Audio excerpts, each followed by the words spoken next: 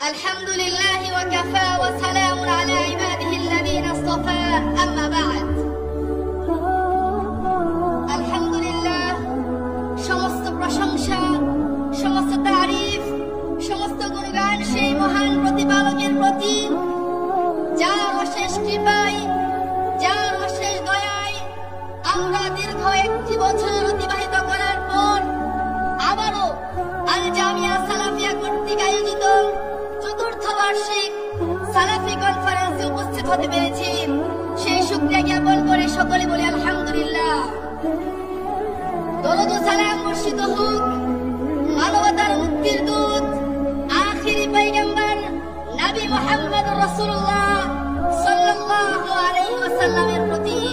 আল্লাহুম্মা সাল্লি আলাইহি আল্লাহুম্মা বারিক আলাইহি।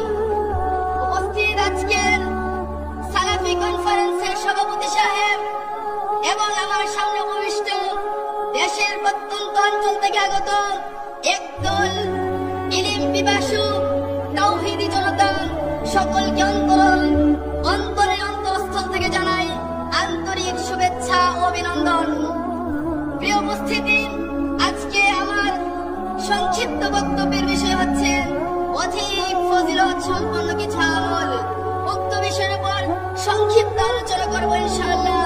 ওয়া তাওফীকি ইল্লা বিল্লাহ আলাইহি তাওয়াক্কালতু ওয়া ইলাইহি উনীব। প্রিয় উপস্থিতি, পাপ, অন্যায়, অপকর্ম, জুলুম, অত্যাচার ইত্যাদি আল্লাহর নাফরমানি কর্মকাণ্ডে লিপ্ত হয়ে আমাদের অন্তর যখন কলুষিত হয়ে পড়েছে, ঠিক এমনই সময়ে আমরা চাই আমাদের অন্তরকে কলুষ মুক্ত করতে। দিনের পর দিন, মাসের পর মাস পাপ কাজে লিপ্ত হয়ে যে সময় অতিবাহিত করেছি, পাপ কাজে লিপ্ত হয়ে যে পাপ করেছি তা থেকে পরিত্রাণ লাভ করতে।